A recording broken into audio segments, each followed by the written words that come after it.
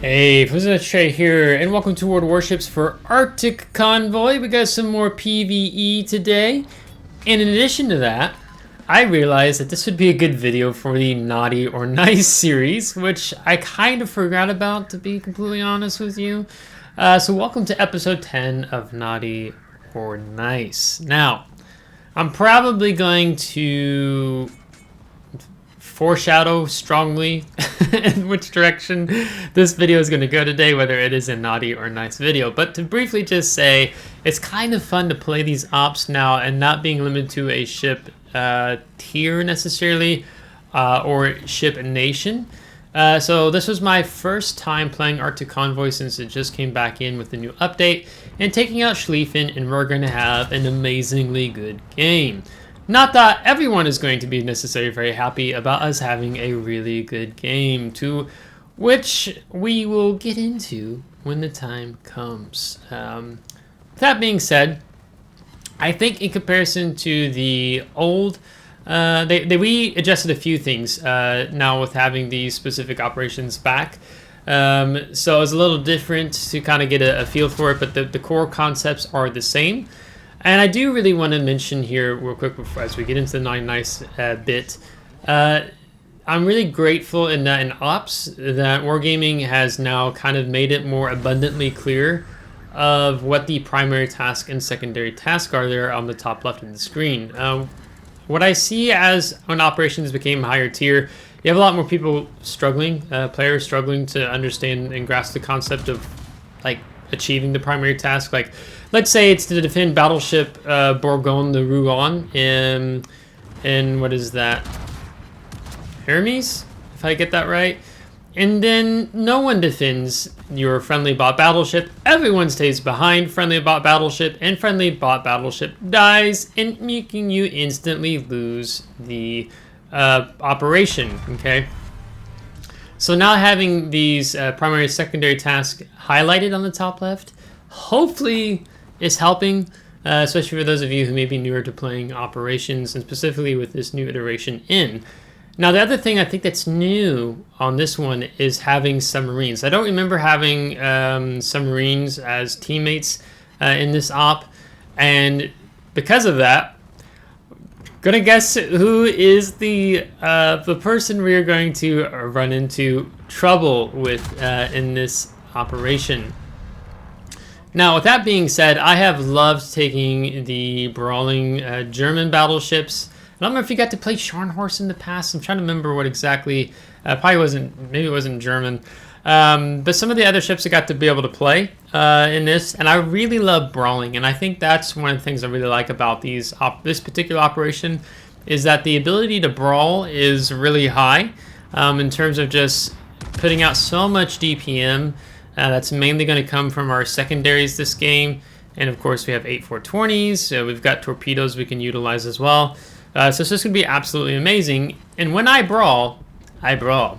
I like to get out there with the bots and getting in their face and utilizing, trying to be smart with torpedoes, try to be smart with our positioning, utilizing hydroacoustic search, being wise with our consumables all said and done.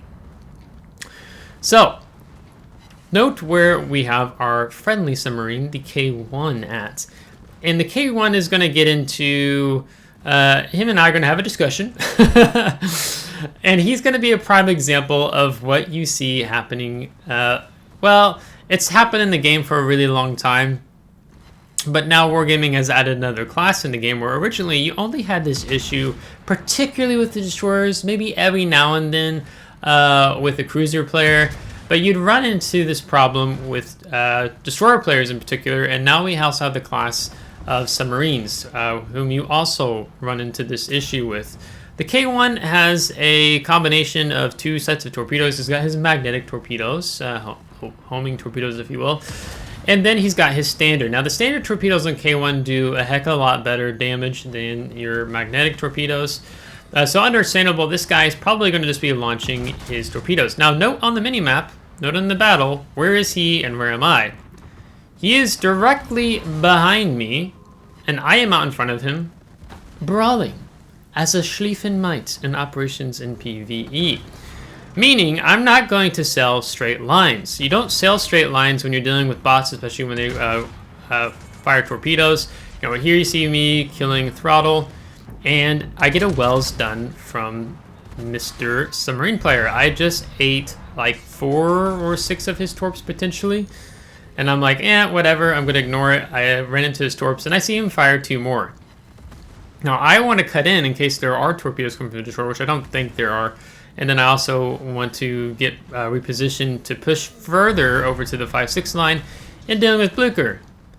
And then there's 2 more torpedoes, which I think we end up eating both of them. Now, note where I am versus the bot. And yeah, maybe he would have got the hit or not. I don't really know. And then I start getting called bad names. So I'm going to have a discussion with him here in the chat. So this is a naughty of the nice video. Okay, so now you probably figured out where I might be going with this.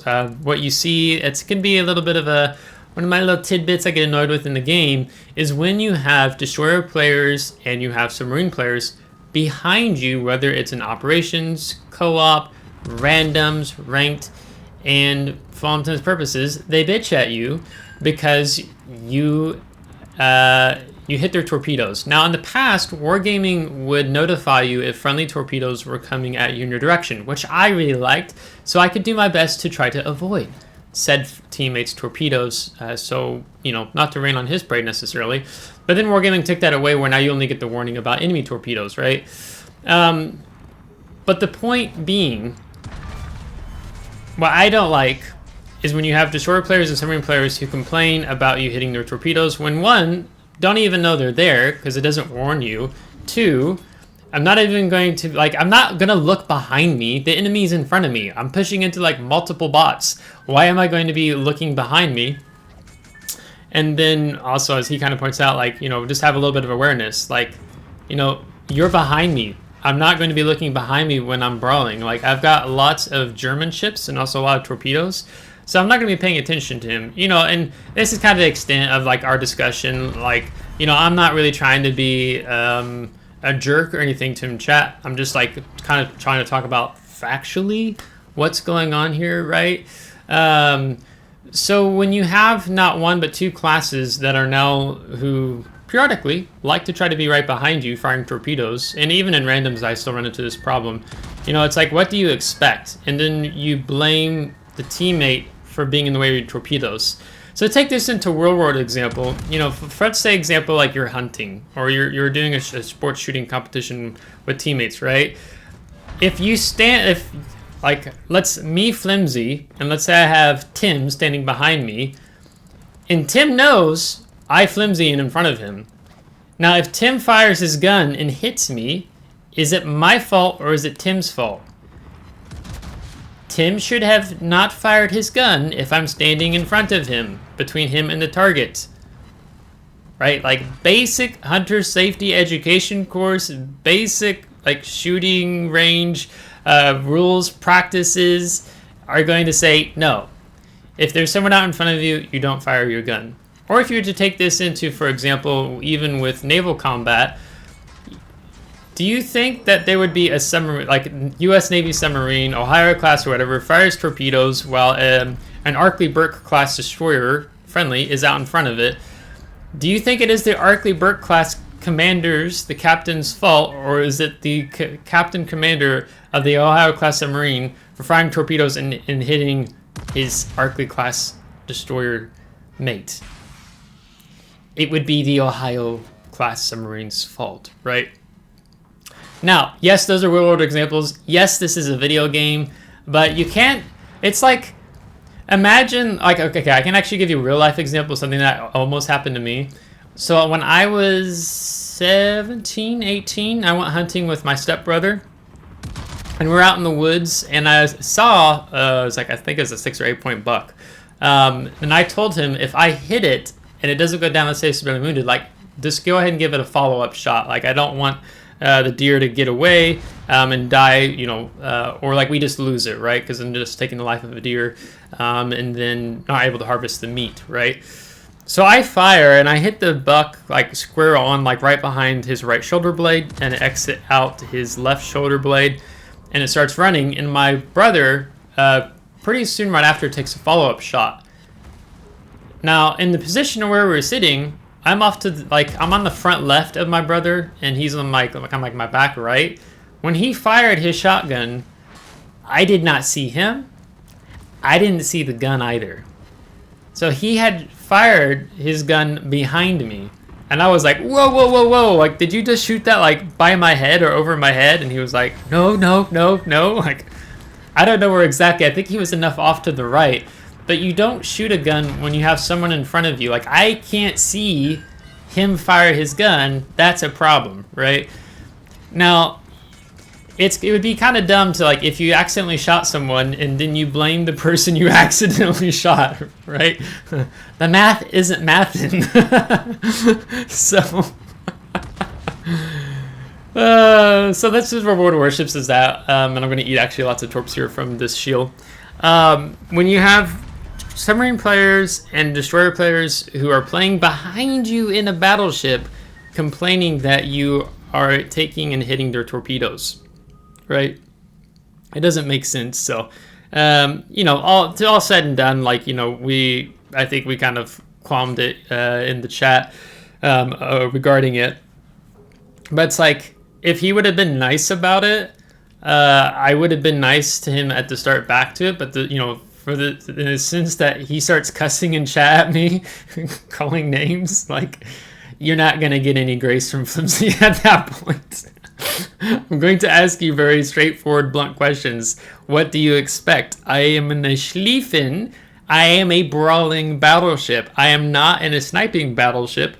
And also, particularly with this op, you have to be pushing with the convoy ships, which we're actually going to lose a convoy ship here because we don't have anyone in position to defend the Liberties to the south, because you get these destroyers that spawn in and push up and are close enough to get their torps off on the Liberty ships.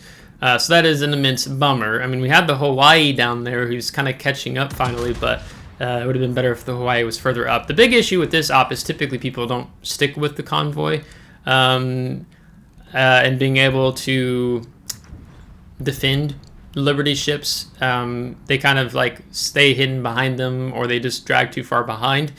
Now for us, we decided to kind of take a very sledgehammer approach.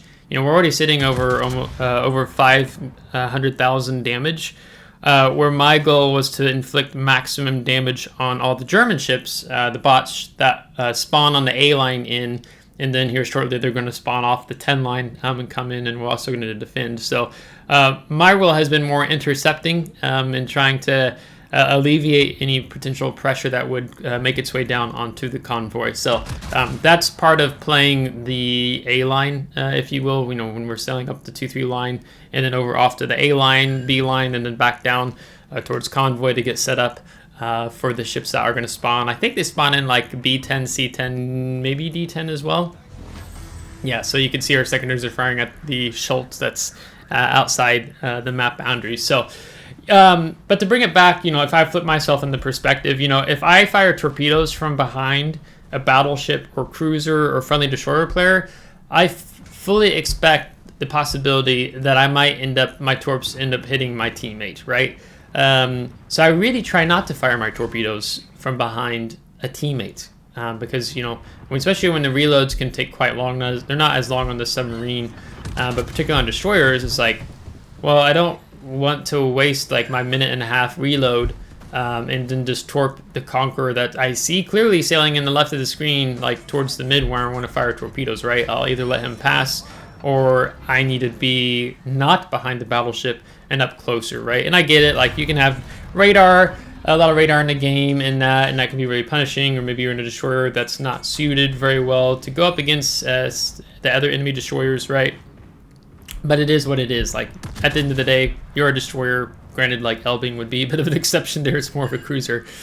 And I actually miss team damage in the game. I think team damage should be in the game, but you know, Wargaming took it out because it was enough of an issue that people were doing too much damage to one another, so on and so forth. Because then you was like, oh crap, I'm not going to fire my torpedoes potentially behind said teammate because I don't want to dev strike him, right? Or get severely penalized in the game where I can't play randoms after X amount of battles or whatever, right? I remember a time with my clan commander when we were playing a co-op, and I'd sailed past him. I think I was in Georgia, and there was a bot battleship we were going up against, and all of a sudden, like, I just died. I just blew up, and I was like, what the heck was going on? And my clan commander had fired a full battle, I think it was a battleship salvo. He was aiming at the bot battleship that I happened to be in between him and bot battleship, and I took half the salvo damage. And I just laughed, right? Like, you know, normally just like laugh it off, right? But, you know, I missed team damage, all said to be done, because you get some funny things. Now you just get penalized without taking any damage, right?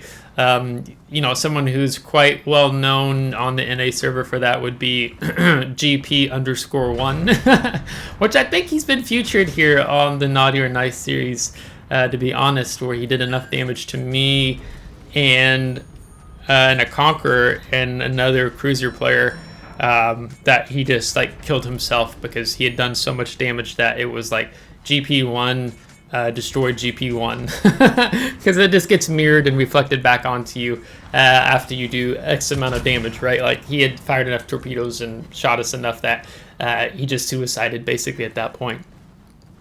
But I don't have any hard feelings with a stubborn player here. Like, I get it's frustrating, like, when you are trying to play a match and you have an opponent that unintentionally intercepts your torpedoes. But that's the gamble you take from firing behind a teammate. Like, I would blame myself.